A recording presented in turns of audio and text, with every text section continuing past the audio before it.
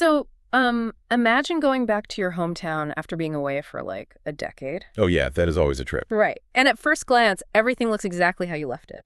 I mean, the streets are the same. Your favorite coffee shop is still on the corner. Sure, sure.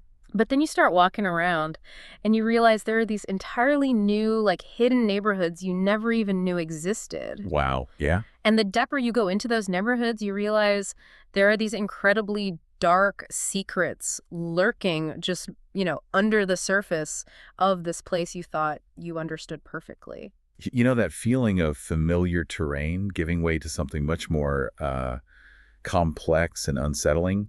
That is the exact experience of returning to the world of Zootopia 2. It really is. Like, it's a world that looks the same on the surface, but the foundational history has just completely shifted. Yeah, and we have a massive stack of sources on the table today to help you navigate the sequel for this deep dive. Oh, we definitely do. We're pulling from incredibly detailed plot breakdowns and character relationship maps that were actually mapped out on Wondershare Edrawmind. Which are so helpful, honestly. Totally. We also have an extensive interview with the film's composer from Laughing Place. That's a great one. Yeah, and we've got these really intense allegorical analyses from the Justice and Screen Rant. And of course, we are going straight into the trenches of the heated fan debates over on Reddit. The Reddit threads are wild. They really are. So our mission for you today is to deliver a fully spoiler-filled story recap, break down exactly what that wild ending means, and, provide a deeply balanced review of a film that has just fiercely divided its audience. It really has. And to really understand why this movie is so divisive, we kind of have to look at where it places its characters right at the start. Right. Because when we reunite with Judy Hopps and Nick Wilde, the timeline is, it's completely unexpected. Oh, yeah. It threw everyone off. Yeah, in the universe of the film, it has only been 1 week. One single week. Since they solved the massive bellwether conspiracy from the first movie. So you would assume they're being treated like absolute heroes, right? You would think so. But instead, they are effectively in police timeout. Yeah, they're literally sitting in a ZPD partners therapy program. Right, run by Dr. Fusby. Exactly, Dr. Fusby. And we find out they botched a recent operation pretty badly. Like, it seems like Judy's intense desire to just prove herself as the ultimate hero, combined with Nick constantly masking his insecurities with, heavy sarcasm. Classic Nick. Right, classic Nick. It basically made them a massive liability in the field rather than this, dream team. Which is such a bold narrative choice, right? To take characters who just had this triumphant victory and immediately show the psychological hangover of that victory. Yeah, it's a lot heavier than you'd expect. It is. But they don't stay benched for long.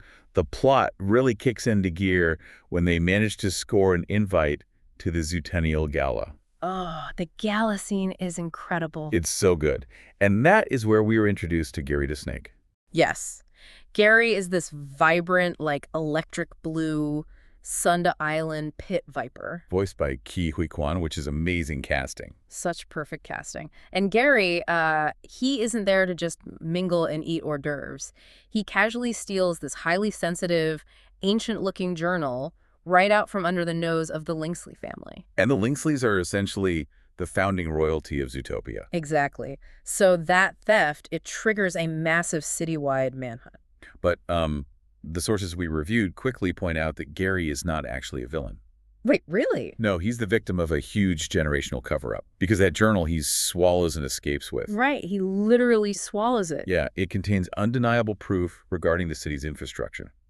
It actually proves that Gary's great-grandmother, a snake named Agnes, was the actual genius who invented Zootopia's famous climate wall system. Wow. Yeah, those massive thermal regulators that allow Tundra Town to exist right next to Sahara Square. And Ebenezer Lynxley, the guy who gets all the credit in the history books, completely stole her patent. Just completely took it. But he didn't just take the blueprints in some quiet corporate espionage kind of way. The journal reveals that Ebenezer actually murdered a tortoise maid. Which is incredibly dark. So dark. He murdered this maid, framed Agnes the Snake for the killing, and then used that fabricated crime to stoke a citywide panic. Right, he basically weaponized fear. Exactly. He essentially convinced the public that reptiles were these, quote, cold-blooded killers who just couldn't be trusted. And that manufactured panic is what allowed the Lynxley family to force every single reptile out of the main city. Just totally exiled them. Yeah, they were stripped of all their assets and driven into this segregated, highly isolated district known as Marsh Market. Man. So the Lynxleys basically rewrote the city's history to establish their own wealth and power entirely at the expense of the reptile population. It's such a fascinating parallel. Like, it feels exactly like a corrupt, modern tech CEO who steals a brilliant startup's code. Oh, it's a great comparison. Right. And then frames the original founder for, like, wire fraud to get them locked up, and then slaps his own name on the corporate headquarters while claiming to be a visionary. Totally. But seeing this in a kid's animated movie is, well, it's heavy. And the analyses from Screen Rant and Mashable, they drew some really intense real-world comparisons here. They did, yeah. They specifically pointed to the expulsion of the reptiles as a direct allegory for the historical displacement of Native American tribes. Wow. Yeah, the reviews highlighted how the film uses this mammal-reptile dynamic to explore how minority groups have, historically been marginalized or framed by those in power. That makes a lot of sense. It's a recognized tactic, right? Right. Manufacture a threat to justify a massive land grab and maintain a strict social hierarchy.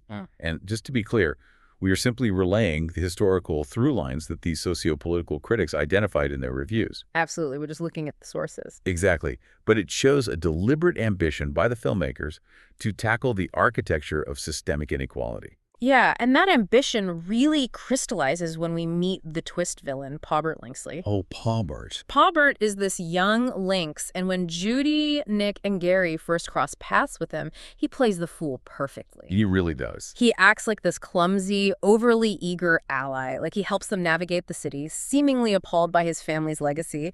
But when they finally reach the central control hub of the climate wall, he turns on them. And the mechanics of that betrayal are brutal. Just savage. He actively uses the climate wall against them.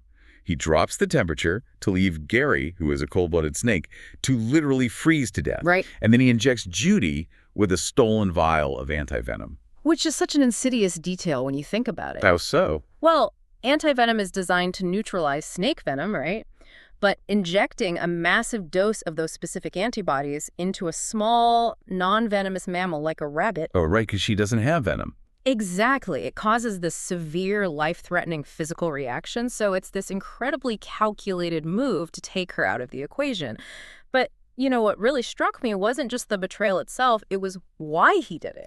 Yeah, Paubert is a fascinating departure from your typical mastermind villains. Totally. He isn't a calculating genius. He's a fail-son. A total fail-son. He's acting out of this pathetic, desperate need to win the approval of his ruthless family. Like, he explicitly tells Judy that he is only doing this to prove he is ruthless enough to belong at the head of the Lynxley table. And if you look closely, the movie tells you exactly who he is from minute one. Oh, it really does.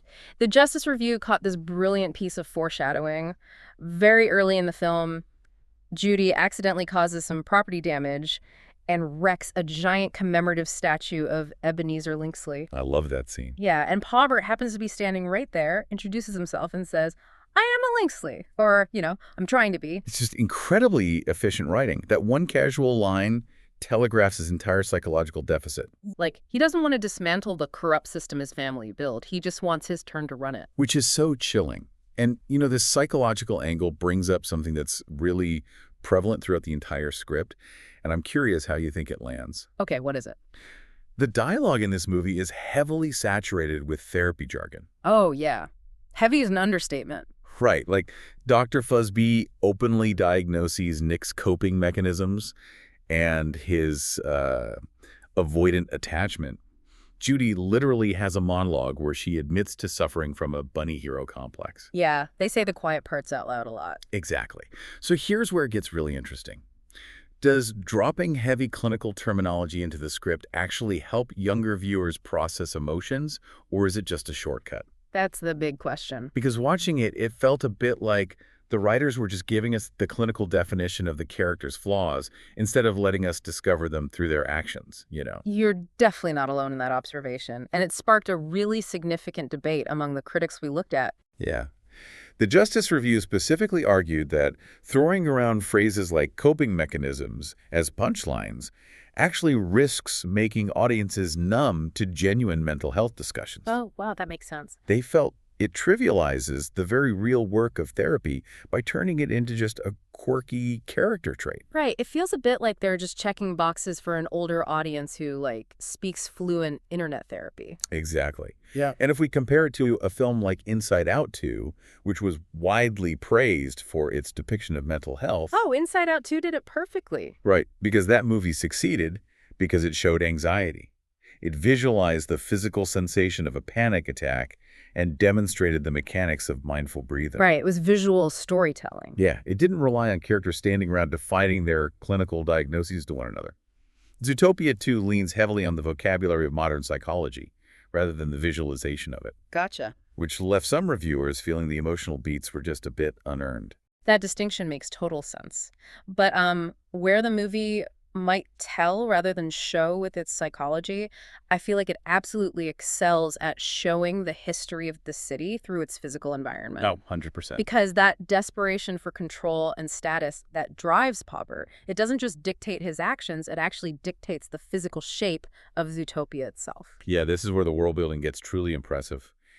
Mashable's analysis pointed out how the urban planning in Zootopia is literally weaponized. Weaponized urban planning. Yeah, we learn about Paupert's uncle, Milton Lynxley, who is a sort of Robert Moses figure for the city.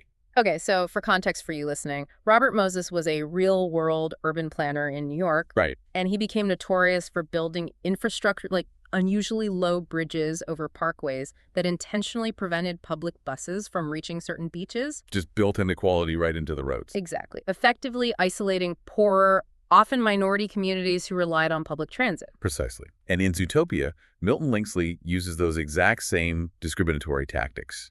Wow. He pushes for aggressive gentrification to expand Tundra Town, but the infrastructure he builds is intentionally designed to bypass and physically blockade the Marsh Market. So they're just cut off. Completely. He routes geothermal heating away from the reptile sectors, creating a literal and economic cold shoulder.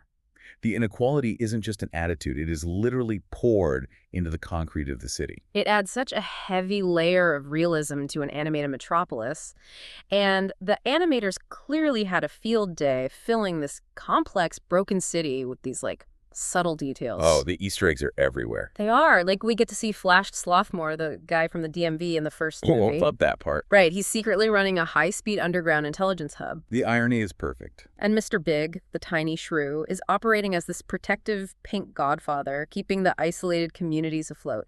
But the detail that blew my mind was the zebras. The visual storytelling with the zebras is fantastic. It really is. You see these two police officers who are partners, and they look like two zebras. But the Justice points out that if you look closely at their character models, one has a short, stiff mane and really distinct stripes. Okay. The other one has a flowing mane, and the stripes look a little blurry around the edges. Because it's not a zebra. It's not a zebra. It's a horse that has been painted with stripes. The implication being that the ZPD wants the public relations win of a matched, visually cohesive partnership, right? Exactly.